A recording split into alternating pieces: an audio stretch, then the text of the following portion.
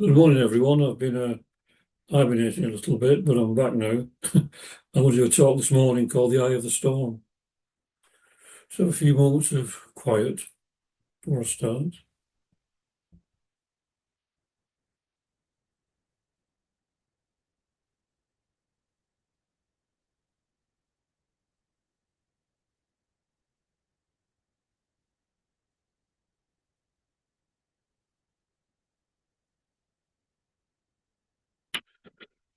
So what does it mean to be the eye of the storm and to find beauty in the midst of darkness?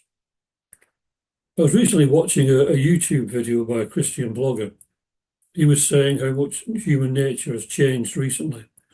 People are easily offended, quick to anger, afraid of their fellow human beings, and even wary of eye contact. Have we always been like this? Rather, underlying reasons why this has happened. Many theories may be controversial. Have certain medical procedures caused it? That may be part of it, but there are much deeper reasons. These are questions that it is difficult to answer, but it is certain that forces are at work to cause division and to turn us against each other. A general misunderstanding of human nature and the true dignity of being human is behind the terrible path that humanity in general is following. We must never tire of promoting love and peace, no matter how hackneyed the words seem. What we are within is the reality, and never the words themselves. When any conflict comes along, the majority of people rise up against it, as nearly everyone wants to live a quiet, peaceful life. It is minorities that shout the loudest and cause the chaos that is an outer manifestation of the chaos within them. They manage somehow to inject religion with their bitterness. Any God will be totally merciful and be far beyond any kind of violence or human emotions. So a God was created that justifies acts that would make the devil cringe. Looking at it another way, the devil never started a war, but the God made in the image of bloodthirsty humanity has started many. If we turn our minds to the impersonal divine, we can find a haven, a place of rest. We are at a time when there are wars and rumours of wars. As it says in the Bible, in Matthew, it says, "You will hear of wars and rumours of wars, but see to it that you are not alarmed." Such things must happen, but the end is still to come. Nation will rise against nation, and kingdom against kingdom. There will be famines and earthquakes in various places. All these are just the beginnings of birth pains. Then you will be handed over to be persecuted and put to death, and you'll be hated by all nations because of me. At that time, many will turn away from the faith and will betray and hate each other, and many false prophets will appear and deceive many people.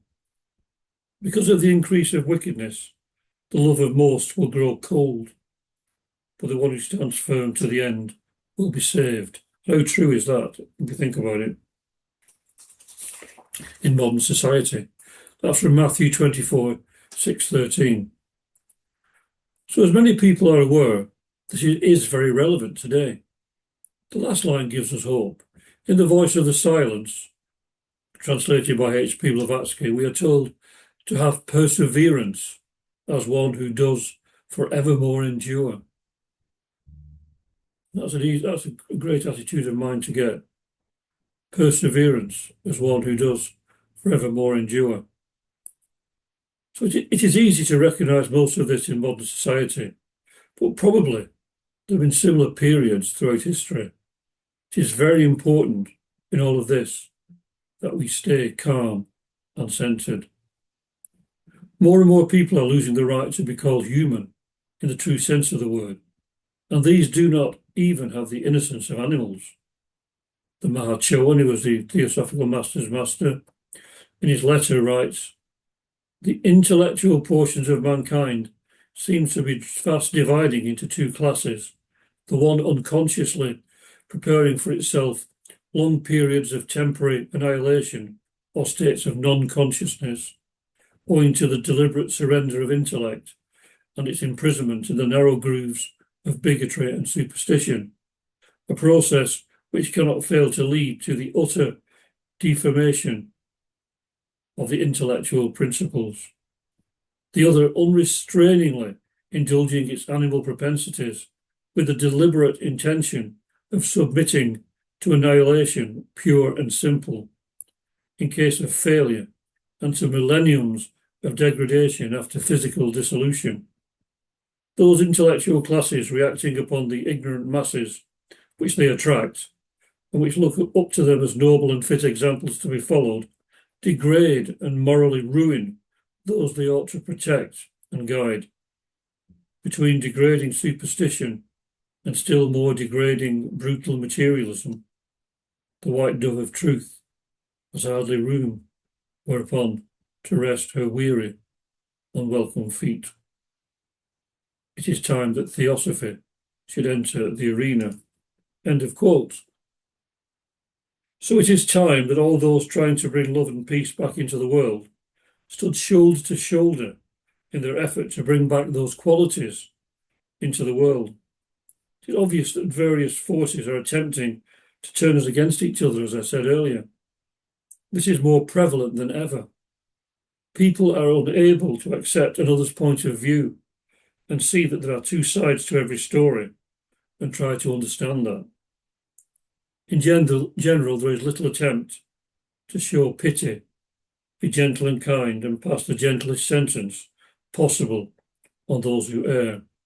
Of course, there are people that have to be confined indefinitely for the general good and to protect society. But in many cases, pity, you'll be gentle and kind. Most people respond to words of kindness and compassion and love. We have to look seriously at a world in which people seem to be so unhappy in general.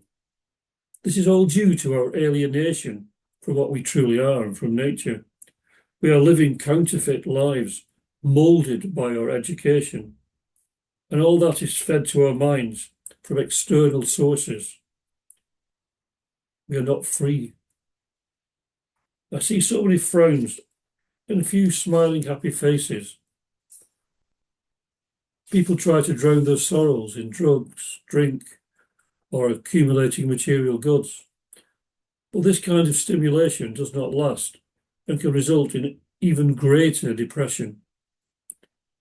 If you want to become truly human, we need to develop gentleness, love, and compassion, and learn to love even our enemies. Jesus' injunctions are often difficult to come to terms with, but they are the only way, as he says. In the end, only love remains in this manifested universe. What is beyond we will discover in time, or when we go beyond time. Truly, how many people before the Christian religion actually love their enemies and bless those that curse them? It's also said that if you do this, you become sons of your Father which is in heaven, which means we can all become sons of our Father which is in heaven, or the divine self. It's a world where people are easily offended and slow to forgive over trifling matters. How are we to come together as brothers, as a brotherhood and sisterhood of humanity, if we can't even get on without each other as friends and families? And if we allow things that don't really matter at all to separate us? Are we able to take on board Jesus' teaching that tells us not to forgive 7 times, but 70 times 7 times? Of course, there are various serious matters that arise that are very difficult to forgive and forget, but the vast majority are based on people being very thin-skinned, especially when their ego is affected. If we can't forgive our differences on trivial matters, how are we to bring about this universal brotherhood of humanity, regardless of race, creed, sex, caste, or colour, and world peace?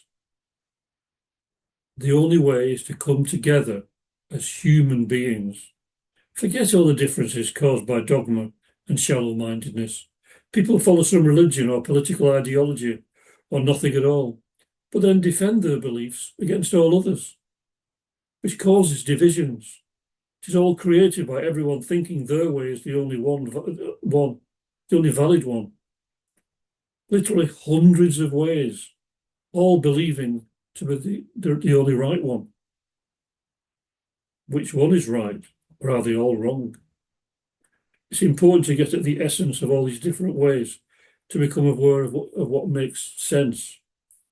Read the book of nature and all its cycles. Avoid man-made constructs. Jesus and Buddha didn't found religions. Fallible men did, and tailored them to suit their limited views on life. Not many have the strength to follow the actual teachings of Jesus and Buddha.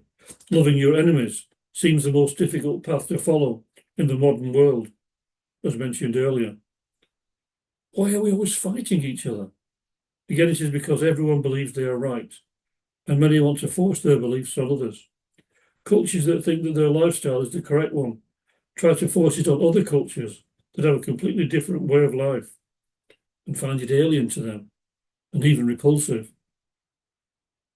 Some religions have such primitive teachings that intelligent people find them banal, but the fanatical followers of that religion will use the most violent methods to get their message across. So where is true love and peace in the midst of all this? If we have to try to find the eye of the storm and become it, we have to step back from all this chaos, like someone who climbs to the top of a mountain and looks down at the world below, with all its conflicts and disharmony. And seeing this, in the calmness they have found, feel the compassion that comes from an impersonal view of all that happens, free from the confusion of being caught up in the storm that rages in the hearts of human beings. Then one can see how insane it all is, an insight that can so easily be lost when the mind is assaulted by so many negative images. And then perhaps the love that lies at the very core of our being will rise up within the heart and help us to bless and save humanity from the darkness that threatens to engulf it. Thank you very much for listening. Om Shanti, Shanti, Shanti. Peace, peace, peace. Peace on earth and goodwill to all beings. And see you all very soon, hopefully.